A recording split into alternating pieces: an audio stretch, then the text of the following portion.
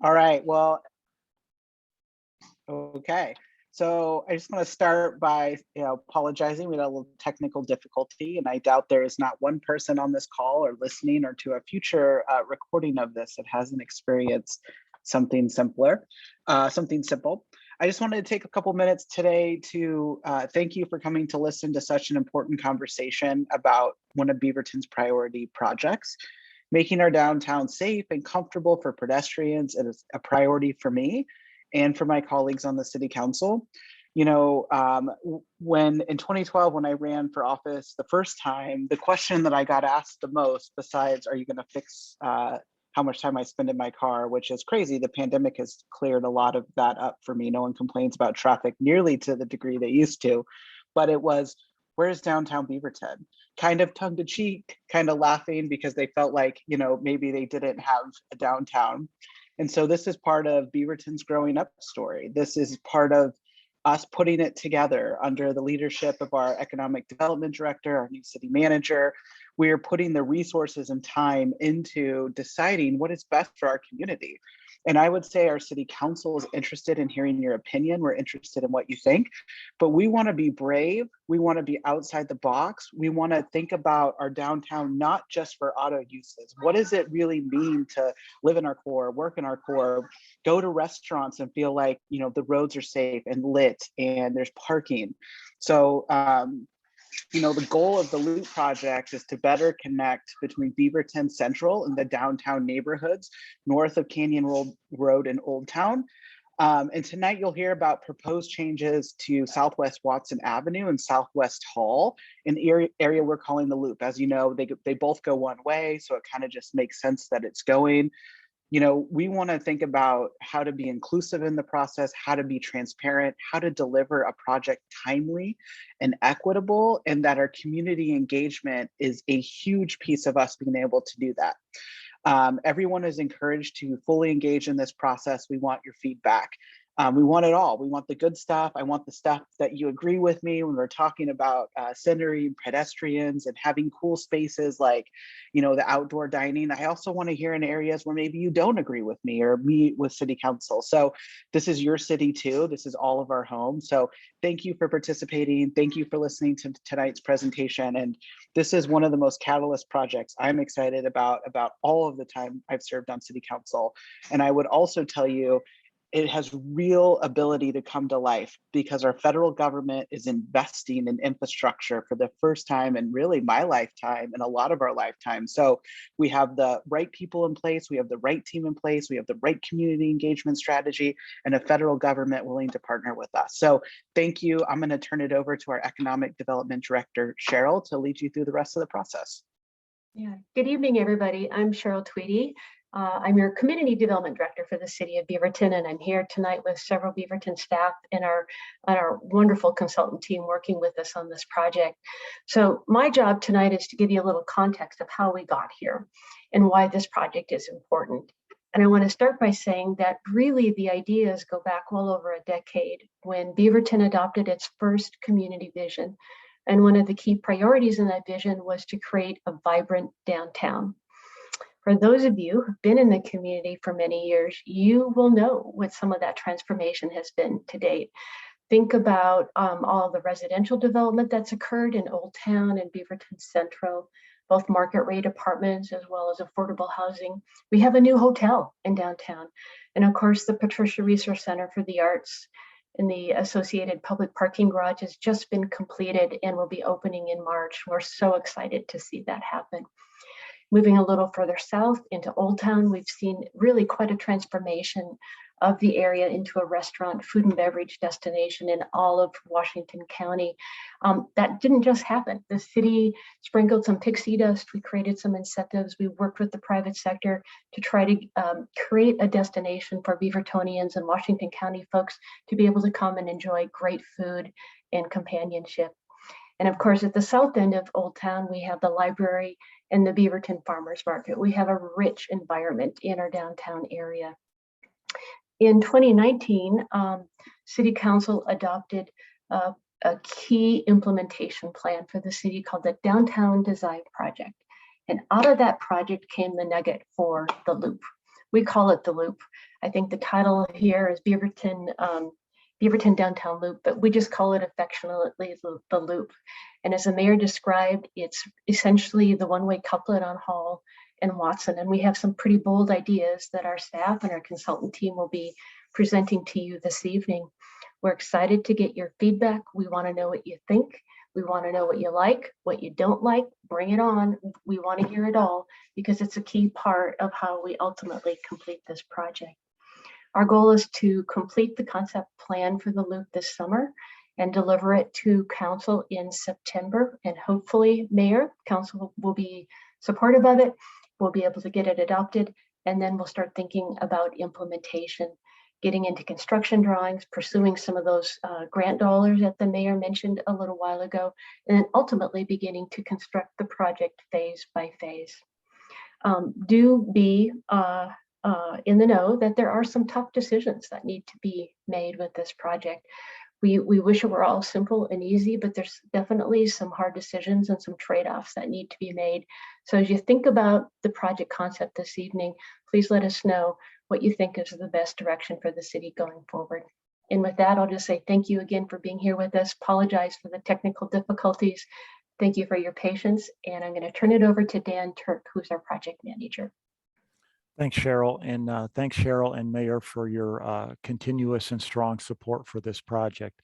Let me do some introductions first. My name is Dan Turk. I'm the project manager of this project. I work in transportation planning here in the Community Development Division Department of the City of Beaverton. The other people that we have here on our panel, my boss, Jean Seneschal Biggs, who works in transportation planning as well, Kelly Fenton, who works as well with us, Megan Rasmussen, who's our admin person, and then Francisca Rose Elliott, who works in community services and engagement, who's been a great help on this project. And then the consultants that we've been lucky enough to work with have Ken Pyrie and Mike Zylis from Walker Macy and Deb Myhoff from Communitas. You'll hear much more from Deb and everybody, but Deb especially, she'll be facilitating the Q&A after my initial presentation. And before I do that, I'd like to pass it off to Megan, who will give us a Zoom 101 and then talk about the interpretation services that are available. Take it away, Megan. Okay, so please note, as this is a public meeting, this meeting is being recorded and will be posted to the City of Beaverton's website. Please make sure you are muted unless you are the active speaker. Attendees are automatically muted, and for any quick comments, any of our panelists can hold the spacebar to unmute and release the spacebar to become muted again. Please be aware of any items in your video background. For our attendees, you can type your questions in the question and answer box at the bottom of your screen. All questions will be addressed during the question and answer portion of this meeting. That will be towards the end of the presentation.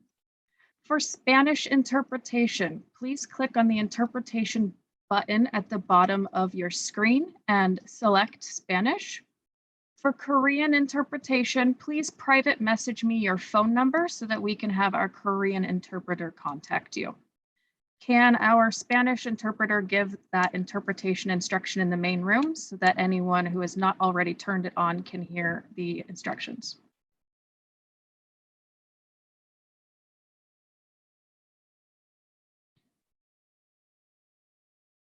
She may not be able to move to the main room. Dan, do you just want to I'll just go. Yeah, I'll go with. Thank you, Megan. Okay. One more note. You're welcome to have open discussion in the chat. Just please be aware that it does become public record, and I will be monitoring the chat. So feel free to send me any messages if you're having any sort of technical problems, and I can troubleshoot with you. As you've done phenomenally so far, Megan. Thank you. I wish if I was on the Titanic, I would have wished that you would have been on there as well. Somehow we would have gotten everybody to New York.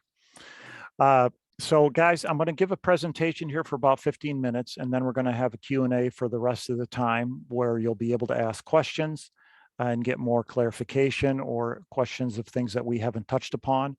And then in terms of giving feedback, we refer you to a survey that is now live on our website to be able to give us as much feedback as you'd like on these alternatives. So our hope is to give you enough information during this open house so that you can confidently and strongly fill out the survey. So without further ado, let me share my screen here and begin my presentation.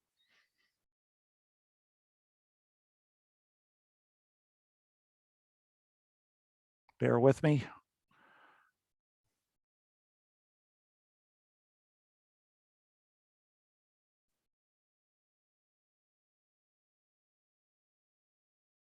Okay. Well, thank you so much, guys, for joining us tonight and sticking with us through the technical issues. We're very excited to talk to you about the design alternatives for the Beaverton Loop project.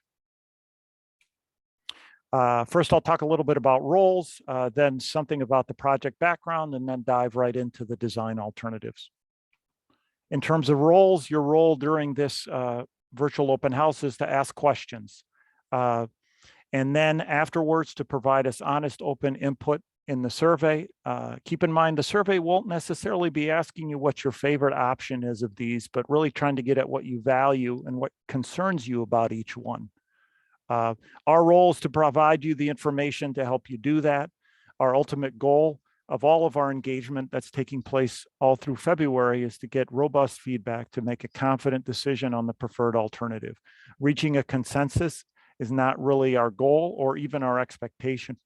We expect that there's going to be a lot of different opinions, and that will be dealt with as we move forward, putting the preferred alternative together. So in terms of project background, within the project cycle, we're in the planning phase. This is the phase in which you develop a plan or a concept to move forward with into design and then construction. Within the planning phase, we began by getting information from people and the site about existing conditions, information about goals and priorities, and we've used those to develop these design alternatives. And now we're taking the design alternatives out to get feedback from people, and we'll go back to design a preferred alternative. We'll go back again to show the community, and that preferred alternative hopefully will become part of the plan that will be hopefully adopted by City Council, as Cheryl mentioned, later in the fall. Let's talk about the project. The vision of the project is a more vibrant downtown. The mission of the project, how the project hopes to contribute to that vision of a more vibrant downtown, is by establishing a strong connection between two parts of downtown that right now are not necessarily well connected. Beaverton Central, north of Canyon and Farmington Road, which is near here City Hall, and Old Town, which is south of Farmington and closer to the library. The idea is to create this connection by prioritizing how people walk, bike, and take transit up and down Hall and Watson, which, as Cheryl mentioned, or as the mayor mentioned, are a one-way pair going north-south through the downtown. And we're going to do this by reimagining how the streets and the sidewalks look and work. Now let's talk about the design alternatives. Let's start with the principle guiding the formation of these alternatives, that of designing streets for people. This is the image that we're looking to. Putting pedestrians first is how we get there. Separating people biking from motor vehicles is how we get there. Improving the experience for people riding transit is how we get there. Creating placemaking opportunities, creating places where people can move and just be, that are delightful, that are safe, that are comfortable. So following this principle, all the alternatives that we're going to show you have wider sidewalks, bus stops with shelters and seating. The intersections will prioritize people walking and biking. The bike lanes will be protected, continuous, and consistent. And the travel lanes for vehicles, there'll be 2 and they'll be 11 foot wide.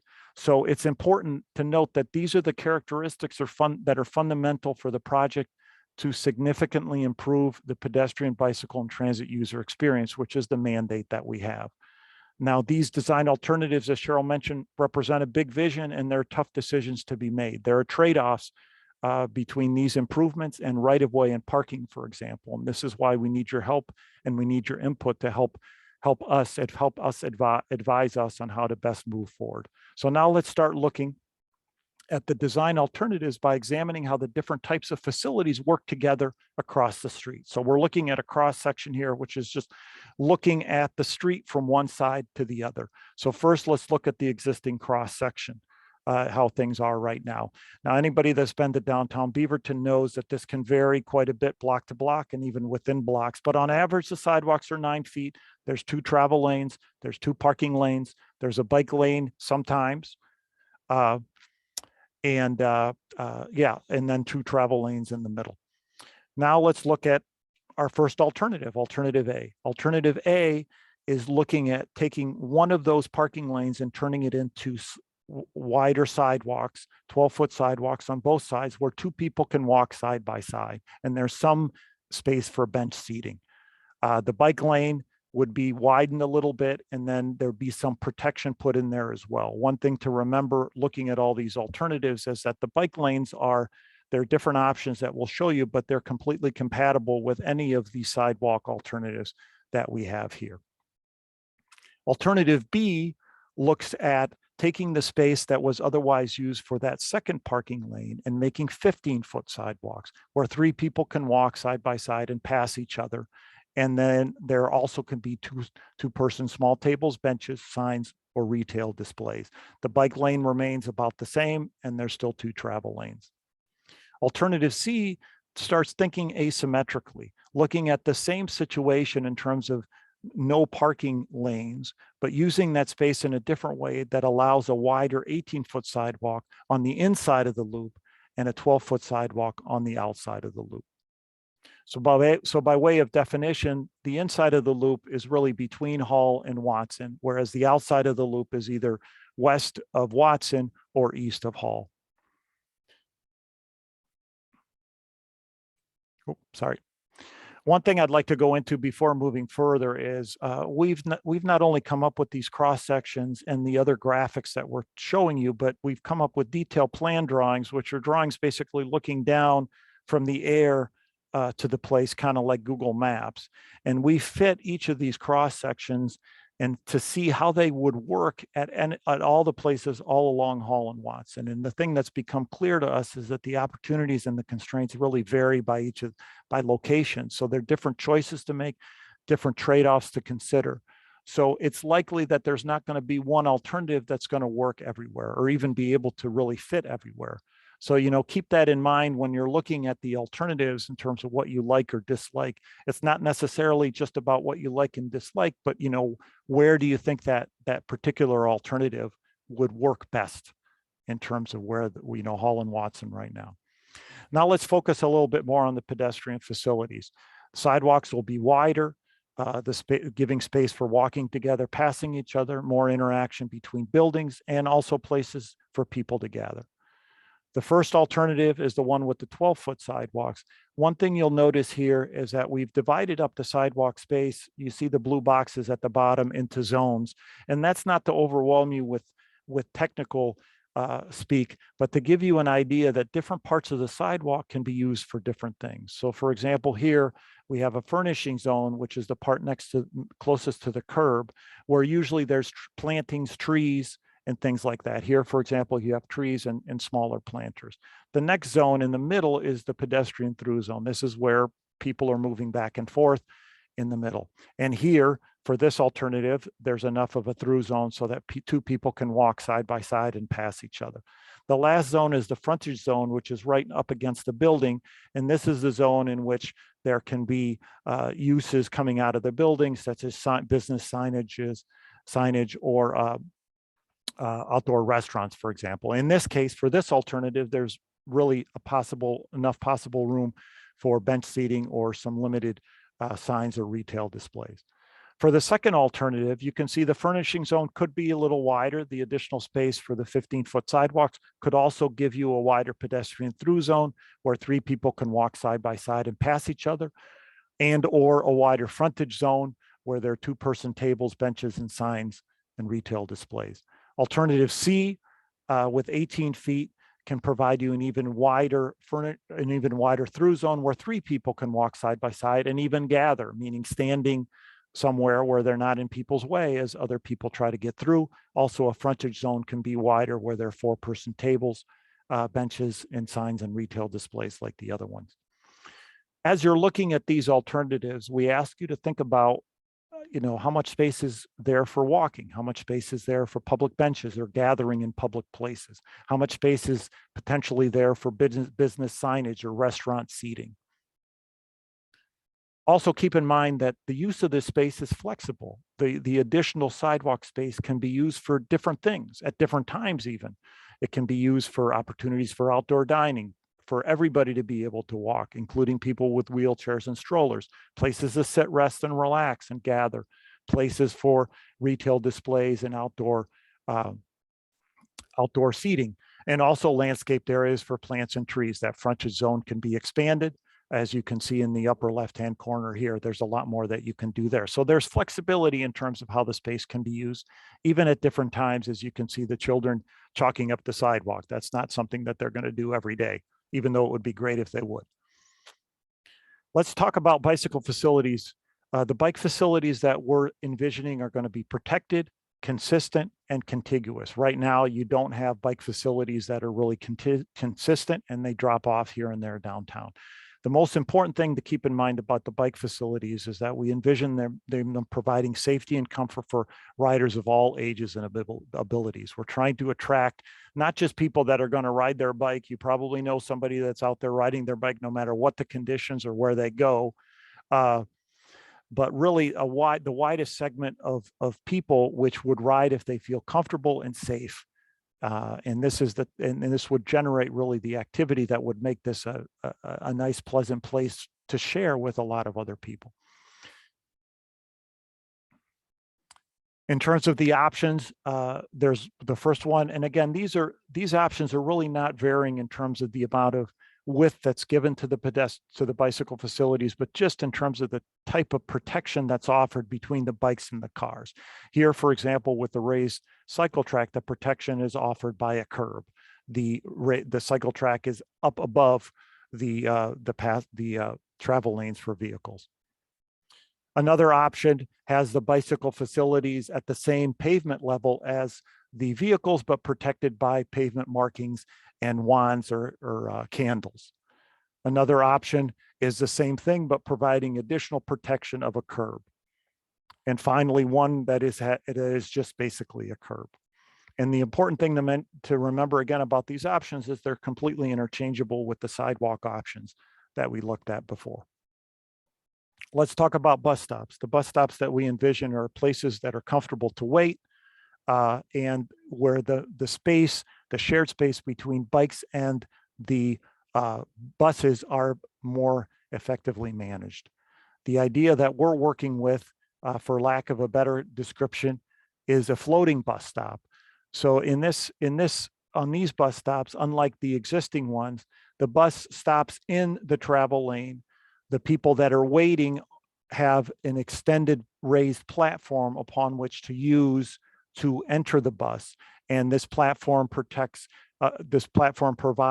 protection in terms of pavement markings and stop signs from the bikes that would otherwise enter that space, basically making them stop at those times so that the people can safely join the bus or get on the bus. Let's talk about an important part of the loop, which are the intersections. Now, when we first think about intersections, you think about the major intersections crossing Canyon and Farmington. And then you think about the important movement being the north and south, how people can cross those streets to connect Old Town to Beaverton Central.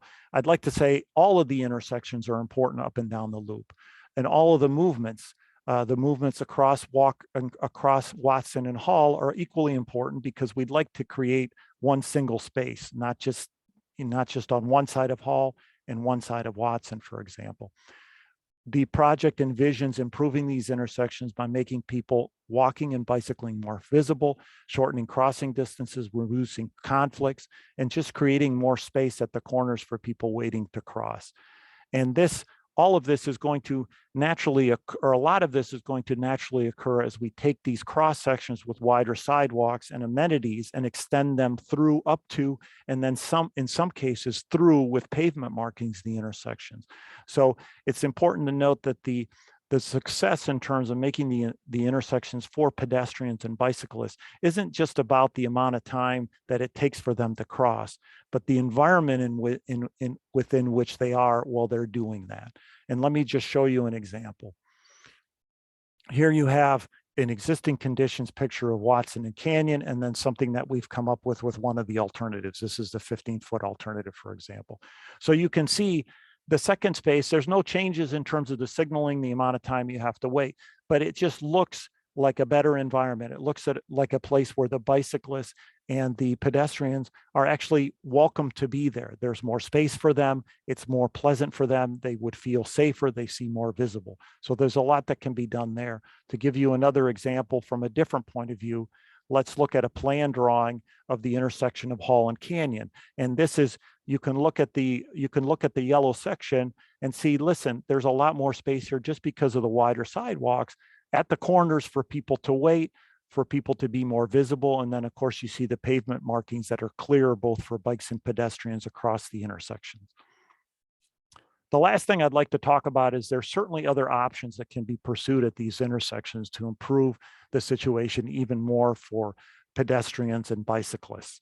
There are things such as looking at the number of the approach lanes, the vehicle lanes, mainly the number of lanes that from which you're allowed to turn left, for example, from a one-way onto Canyon or Farmington. There's an important trade-off to look at those. Certainly reducing the number of lanes from which a car can turn across pedestrians as they're crossing the street improves their safety, but also that reduces the capacity of the intersection for vehicles to cross it. And you could see some queuing during peak hours. So our planning process is not scoped to be able to do that traffic analysis right now, but it's certainly something that we flagged for further study to understand better the benefits to the pedestrians and then the impacts to others. The other area in which there can be further options is traffic signalization. We envision new traffic signals at these major intersections, and these signals have a lot more flexibility and a lot more tools within which we can prioritize and make the environment or the experience better for pedestrians and bicyclists. Some of these can be implemented as a baseline with all of the alternatives because there's really no impact on the vehicles, but others such as shortening cycles or leading pedestrian intervals would need to be studied. And again, this traffic analysis is not something that we have scoped in this planning process, but would be certainly an important next step. Thank you guys so much for listening to me. And now we'd love to hear your questions. Let me pass it off to Deb, who will facilitate the Q&A part of this virtual open house. Wonderful. Thank you, Dan and Mayor and Director Tweedy. Really appreciate the tee up here. So we plan to use the remainder of time this evening to answer your questions about the project and how the city's approaching these options. I just want to do a time check too. I think we should carry on the open house until 7:15. I'm seeing nodding heads at the panel. Great, thank you. Just wanted to make sure everyone was on board with that. So we have about 30 minutes. We'll reserve just a couple minutes at the end for Dan to wrap it up and reflect on what we've heard and also tell you about some other ways to weigh in. So as Dan mentioned earlier too, we've designed a survey for you to provide much more feedback, more in-depth feedback about your personal opinions on this. And so we've reserved the time this evening to give you all an opportunity to interact with the planners and designers that are working on these options, maybe get in their heads a little bit about what they're thinking about when they're designing something like this, some of the considerations of various elements, and sort of what's being explored. So we just ask that you pose a question for the design team about the overview of the project Dan just presented, or any sort of questions you have about design elements, and direct feedback to the survey would be best. You can also go on the website. There's other ways to get in touch with the project team for feedback. So I'm going to moderate the Q&A. I see someone has already figured out the Q&A function. You should have a spot on your screen, and however you're getting in here, that says Q&A specifically, not the chat, but the Q&A. If you have a question, please type those. I'll be looking at those. We also asked or allowed folks or invited folks to submit questions via the web ahead of time. So I'm going to start with one of those questions for our panel. And I'll introduce my panel here in just a second. And then if you don't want to type and you didn't submit a question ahead of time via the web, I'll also open an opportunity for you to speak your question to the panel. And I'll, after this first question, I'll give you some instructions about to do that. And just a reminder, we are recording this session. It'll be available afterward. If you want to come back and refer back to it, fantastic. If you want to send neighbors and families and friends our way, also even better. And then it hopefully won't happen, but in the event that we can't get to all the questions by the end of our time together, the team is committed to answering those in writing, and we'll get that on the web and circulated so that everything gets responded to. Okay, so we have about 25-ish minutes left. I'll take us to about 10 past 7, just leave a little extra time for wrap up. Francisca or Megan, I'm hoping one of you can interrupt me if we get to like 7:12 and I haven't started wrapping things up, just hop right in there. It means I'm so engrossed in the conversation, I lost track. Thank you for that. So great. So first question came in through the web form. Or I'd like to kick it off, and it's about designing for people with different abilities and disabilities. And so the question was, what design considerations are in place to ensure access to people of all ages with no or low vision? And I think it would be nice for the design panel, who I forgot to introduce, but I will, to also just respond to other sort of design considerations you have for people with disabilities. So low and no vision for sure. This person also pointed out how a lot of people with visual impairment don't use canes or seeing eye dogs, so they have to navigate on their own in some other way. So how do you think about that? And then other disabilities and design considerations for the loop. And sorry to interrupt the question. Design panel is Dan Turk, who you all have heard the presentation from, Jean Seneschal Biggs with the City of Beaverton, and Mike Zylis and Ken Peary, Walker Macy, part of the consultant team. So thank you for that. Who'd like to kick off the first question about design considerations for people with low or no vision and other disabilities? Deb, I'll answer quickly, and then Jean, please follow through with much more detail and probably accuracy. I'd like to say that's a really good question. You know, what's nice about this process that we're in with engagement is that we're reaching out to a lot of different types of people. And, you know, it's important to know what the experience is with everybody in terms of, you know, walking or moving up and down Hall and Watson. And, you know, this is an incredibly important aspect of what we're trying to do. And we're trying to incorporate that stuff in terms of how people access the businesses or restaurants, you know, the routes that they take, the experience that they'd like to have, you know, how the design affects that experience. Yeah, so Jean, I don't know if there was something else you wanted to add. Yeah, thanks, Dan.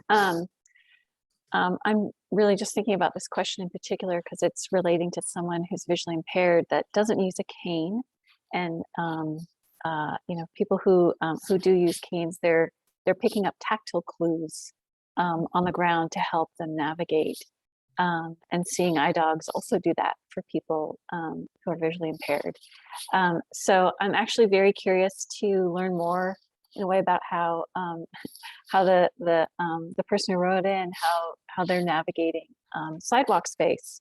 I think one thing that we've heard from people on our community advisory committee, early on, we heard people talk about the condition of the sidewalks, the narrow spaces in the sidewalks, the clutter that sometimes, you know, things that are out for restaurant dining, store displays, signage for stores, that creates just in places a very narrow sidewalk area that makes it hard to navigate.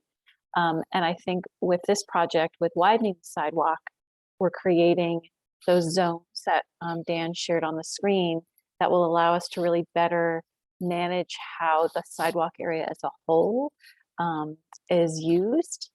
So it's really clear for everyone, here's the space to walk, here's where trees and benches go, here's where signage and cafe tables can go. That's something that I see for Holland Watson in the future as we move forward with this project. So I think that might be something that would help with this person being able to walk safely, just having more space and having that route be clear and free of obstructions. And before we move on, I'm going to look at Mike and Ken to see if there's anything else they might add. Mike?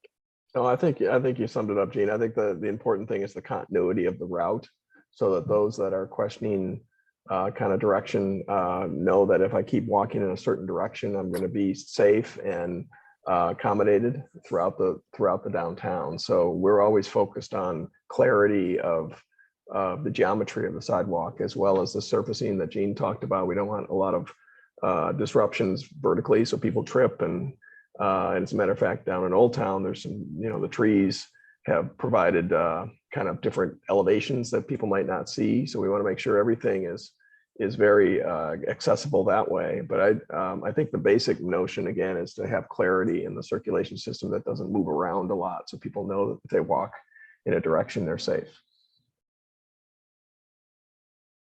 Great, thank you all. And we had a focus group earlier in the week with people with different disabilities, including someone with visual impairment, and got some other good ideas and design considerations that'll be included as well. So appreciate that question coming in.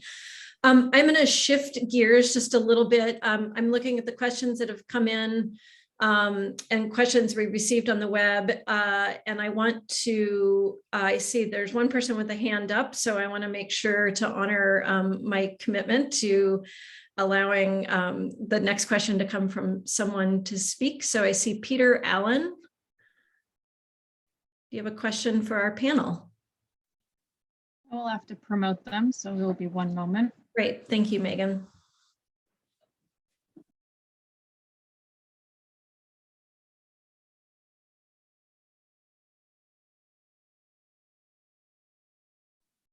Peter, you can now Can you hear me? ask a question. Yes, we can.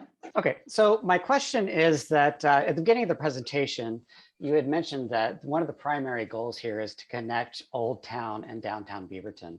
And to me, the major impediment there is the major crossings, Beaverton, Hillsdale, Canyon, and the railroad. And there were some ideas that were put out for that in terms of signaling and better visibility. But the other proposals about the widening of the sidewalks and the protected bike lanes, that's got this fundamental core tenet that you have protected areas for the pedestrians. None of the proposals that I see have protected areas for pedestrians across these major thoroughfares.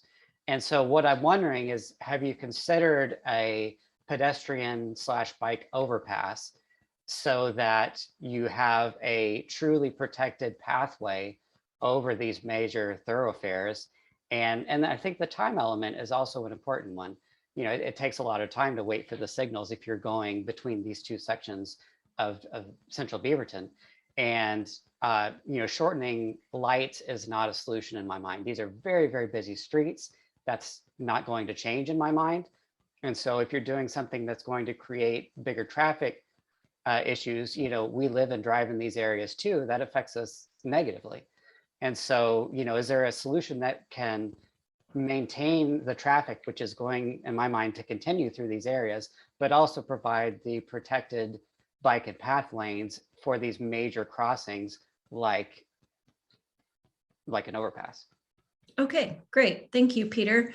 And for the panel, while you're at it, there was another question that came in through the chat. Are you considering adding flashing crosswalks at any of the east-west crossings on Holland and Watson? So that's a slightly different question, but again, intersection treatments. Peter is specifically asking about what sort of considerations were given for protected pedestrian crossings at the major intersections. Yeah, Peter, thank you for the question. It's a question we've heard before. And if you were, I don't know if I spoke to you on the phone earlier when you were having trouble coming on. Thank you for sticking with us. Yeah, so your question is, yes, there's a major impediment to connection is the intersections across Canyon and Farmington. And, I certainly understand the impetus to say, hey, why don't we, put some kind of pedestrian / bicycle bridges there.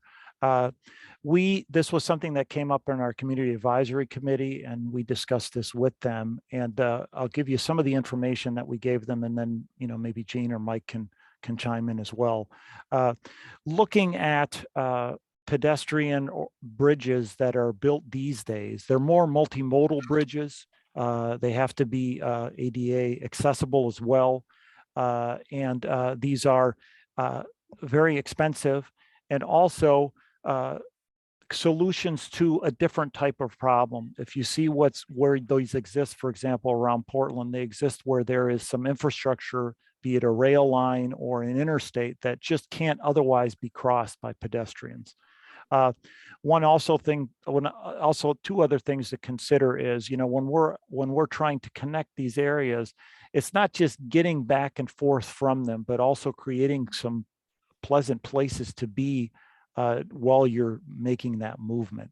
And then in terms of time, if you look at international experience with pedestrian bridges and the calculations, if you're going up and then over and back down, it's actually takes you more time often than just being able to cross the street waiting for the light. Jean, Mike, I don't know if you have anything you'd like to add, and then also let's not forget about the flashing crosswalks. Anyone else? I'll chime in a little bit. I think Mike and I were looking at who's going to go first because Dan called on both of us. Yeah, no, Dan, you did a good job of explaining that. And I saw that Paul Thornton also chimed in the chat on that as well. We really did give it some thought. And, we came to the conclusion that really that, as Dan was saying, an overpass for pedestrians and cyclists just really isn't the right solution here. We're focused on street level, ground level solutions that really contribute to the character of the corridor overall. I think we're feeling very confident in the toolkit that we have available to us to really look at how we can make changes to those intersections through traffic signals, through street design, through pavement markings that really put that emphasis that's not there today for people who are walking and biking and accessing the loop north-south on both Hall and Watson.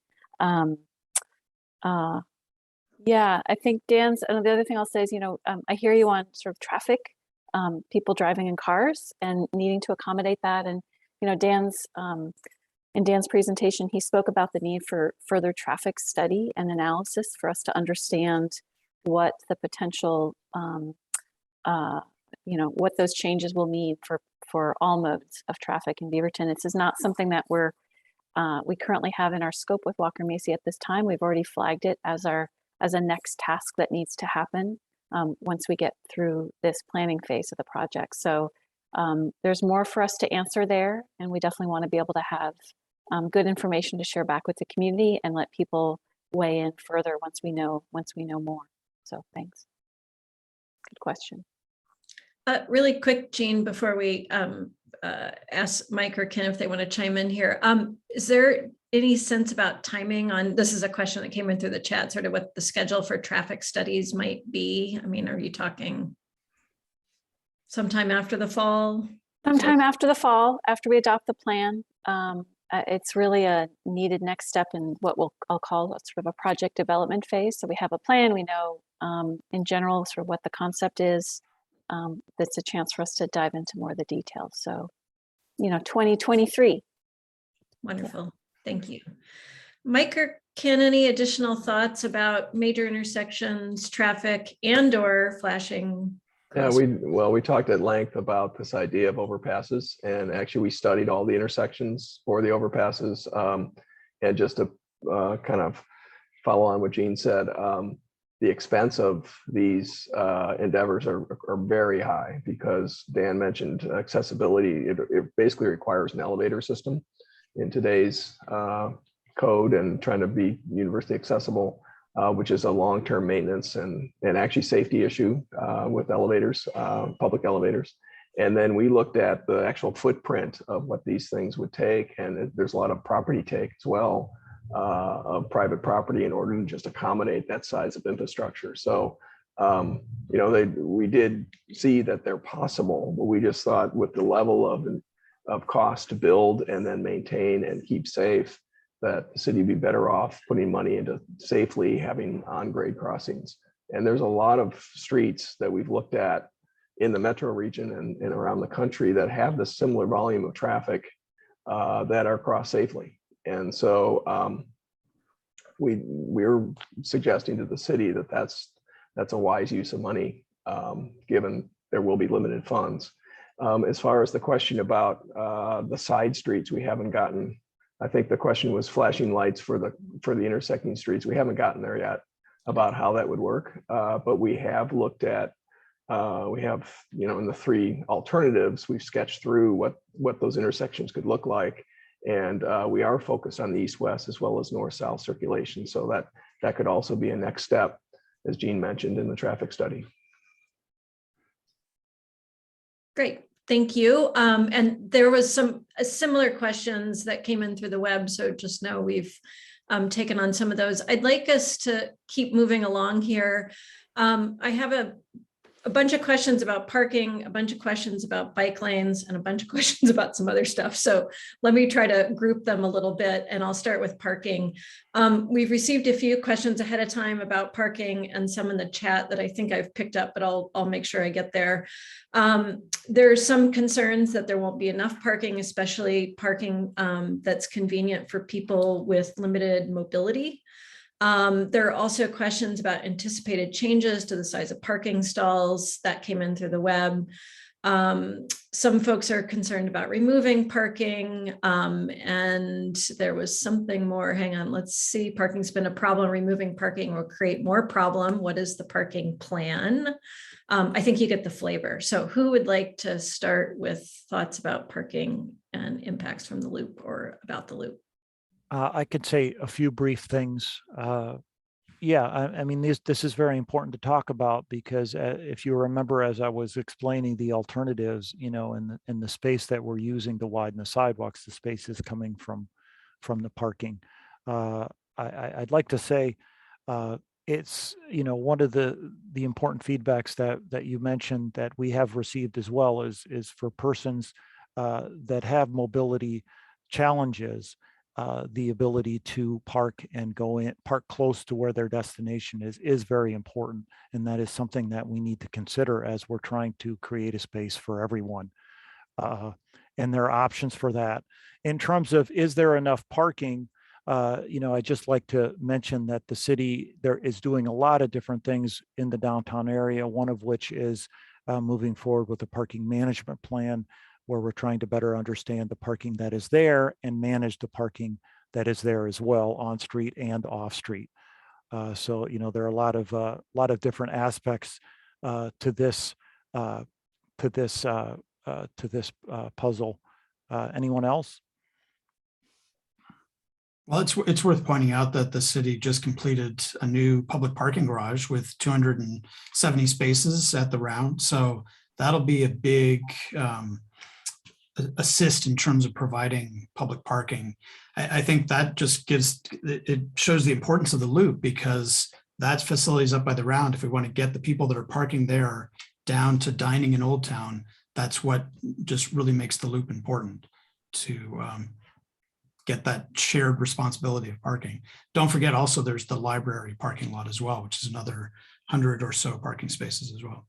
And we've heard clearly through our other conversations with community members about the need for convenience and accessible parking along the loop, and we're taking it very seriously. So we don't have, that's why we showed the variety of plans to indicate that we're looking at the whole gamut of what's possible, because from an accessibility standpoint, we do need to provide equitable parking and drop-off space. The other thing that people need to keep in mind is, pre-COVID, if you remember those days, there was a thing called Uber and Lyft that were dropping people off everywhere. And we think that's probably going to come back, and really accommodating that convenience is important as well. And we also want to make sure that we're supporting businesses. I mean, we have some really vital businesses to Beaverton within this loop system. And the last thing we want to do is negatively impact them. So one of the reasons we're having these conversations is to hear people's opinions about the different value systems. But I think what Dan was trying to show, I know what Dan was trying to show in those sections, was the right of way is only so wide. And so if we're now saying we want to balance the priority for vehicles with pedestrians and bicycles, some trade-offs have to be made because there's only so much width. And so the reason we showed you those different sections to show you the different opportunities. So we'd love to hear more about these subjects. We're also in the parking plan. We were just talking about east-west streets. There's quite a bit of parking immediately adjacent on east-west streets. So we're taking that into account as well. So it's the storage of cars like Ken talked about north and south with the new garage in the parking lot at the library, but it's that day-to-day convenient parking and drop-off that we're really focused on to get the right balance. Great, thank you. Did you have something more, Jean? Just was going to add something just to go a little bit further with this idea and the concepts that we're showing that are, removing the parking from both sides. One of the members of our community advisory committee made a really interesting comment about sort of how the design can drive behavior. And this is someone who was really excited about the opportunity to have a safe facility to ride his bike downtown or to walk downtown with the changes that we've proposed. And as he said, if there's a space for me to now be able to leave my car at home and ride my bike downtown, that helps create that parking space and that driving space for someone who really is coming from further and is wanting to drive downtown. So, there's a bit of a needing to kind of look at that bigger picture and how do we serve everyone, better with the changes. Thanks. Yeah, great. Thank you all. I am going to keep us moving. Speaking of trade-offs and lots of different ways that people get around and need to get around safely, bike lanes. There's a couple questions that have come in through the chat related to facilities themselves, the bike lane facilities. One is asking, are there bike parking areas considered in the sidewalk zone? And then the other was sort of teeing off the conversation about people with disabilities and accommodations. And it said, related to design for people with disabilities, I noticed the floating bus stop diagram. That's the one where the bikes sort of go through where people are moving onto the bus. That was shown had a ramp which narrowed the bike lane down to 3 feet. Does this provide enough room for non-typical bicycles? Thinking specifically about tricycles for those with disabilities, but also as it relates to other types of bikes, maybe people with families or cargo bikes, bike trailers, et cetera. So what standards are you using for bike facilities? Long question. What standards are you using for bike facilities? Are you considering bike parking areas in the sidewalk zones? And then there's another one about what about the actual where the bike lanes are going to go and if they will extend north to the rest of Hall Boulevard, if that's the vision. I'll answer very briefly, and I know that in terms of the standards, Jean has something to add. In terms of the parking and the ramp dimensions, this is certainly something that will be taken into account as we move forward at the design stage. We're really more at a conceptual stage right now. And then also in terms of extending the bike lanes, you're spot on. Unlike the sidewalk facilities that can kind of work themselves by, within Hall and Watson in the downtown area, in order for the bike facilities to really work, they need to be connected to the wider network ultimately. On the southern part, there is an existing bike lane that goes up and down 5th Street. On the northern part, there isn't as much of a connection, and there ultimately would need to be. Yes. Jean, I don't know if you wanted to add about the standards for the bike facilities that we'll be examining later on in the process. I think the only thing I'd say is, on the bus stop itself, that's a new type of bus stop design that TriMet has been using. They're building them in Portland on Division Street with the TriMet's new line there. And that's something that we'll continue to refine that design with TriMet. and we welcome sort of the input from the cycling community as we work towards that design. The city does have a bicycle advisory committee, and they are amongst our esteemed advisors for this project. We're going to be bringing this back to them, but it's a new design for Beaverton to try, and we're going to step forward with it, I think, with a lot of care and attention. So I appreciate the reminder about, as you say, non-typical bicycles and tricycles. So we're definitely going to bring that into our thinking. I think that's a really great suggestion. I think also, Dan, I'm not sure if you covered this, bike parking on the sidewalk. I did not, no. Yes, yes, we currently do have bike racks that we have on downtown sidewalks. They would be placed in the furnishing zone in that area where you see the trees, so kind of between trees and in that area. And we're, I think that's sort of a next level of detail for us to get into in terms of where those would be. But we've heard from folks in the past that there's definitely a need for more bicycle parking in downtown, and we would be excited to have more of it available. So thanks for the question. I know we're almost at time, or kind of at time, but I have one, or actually two questions I think that are pretty similar. It might be quick. Let's see. And it's about the widened sidewalks. One, do you see widened sidewalks going around the entire loop north of Canyon? So the question, like, you know, are we envisioning wider sidewalks? And then the other was about sort of this notion of the option C, where there's this might be too big for this conversation, but where there's 18 feet sidewalk on one side, 12 on the other. How will you decide? What are the impacts to businesses with kind of choosing which side has that wider sidewalk? That one might be harder, but. Quickly, in terms of, yes, we do envision wider sidewalks all around the loop. You know, the 12-foot sidewalk is what we would really consider minimum necessary to reach the mandate of the project, which is to significantly improve the pedestrian facilities. In terms of option C, you know, the asymmetric aspect of it has been brought up in terms of, you know, how do you decide? You know, Jean, I don't know if you had something that you'd like to add about that. It is certainly something that we would need to consider, and it is something that would need to be weighed with the benefits of having that promenade type sidewalk available on one side of the street, which, you know, would be like a tide raising all ships in a lot of ways, whether or not you're actually on that particular side as a business. Okay, well done, very quick. Just to give you some sense about other questions left on the table that we'll have to respond to in writing. There's questions about personal safety and how to protect that while people are enjoying downtown or trying to enjoy downtown. Other questions about parking, someone asking about the adequacy of the furnishing zone for tree plantings and landscaping to ensure that the trees are a prominent feature. So, and many others, we have them all, I promise, and we'll account for those and respond to those. So really appreciate everyone chiming in. Dan, I'm going to hand it over to you to wrap us up here. All right, thanks, Deb. And yeah, I've been looking at the question for trees, and if you don't mind, I'll take a minute of my time to just answer that, because it's important.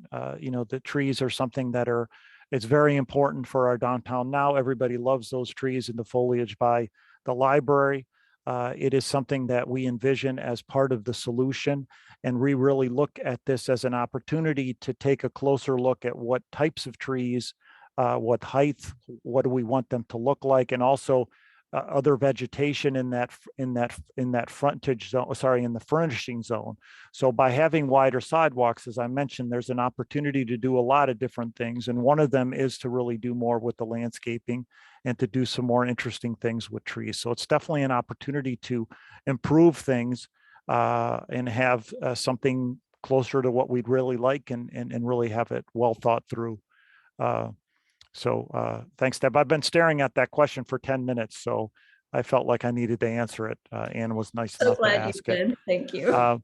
So thank you so much, guys. Let me just talk a little bit about next steps. Please go and fill in the survey online. Also, there will be a recording available of this virtual open house. There will soon be a recording of our Community Advisory Committee on the subpage for the loop for the CAC, as well as the presentation that I gave at the CAC, which is a longer version of what I gave today. So please take a look and also reach out to us, reach out to me if you have any questions or just random comments.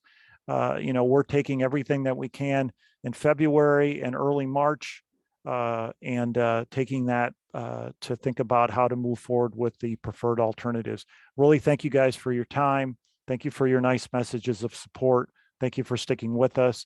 And also really thank you for the panel, city and consultants alike. I really, it's very nice to see the, the care that we've given in terms of trying to answer people's questions and give them information to really be able to help us with their input and ideas. So have a good night, everybody. Thank you, guys.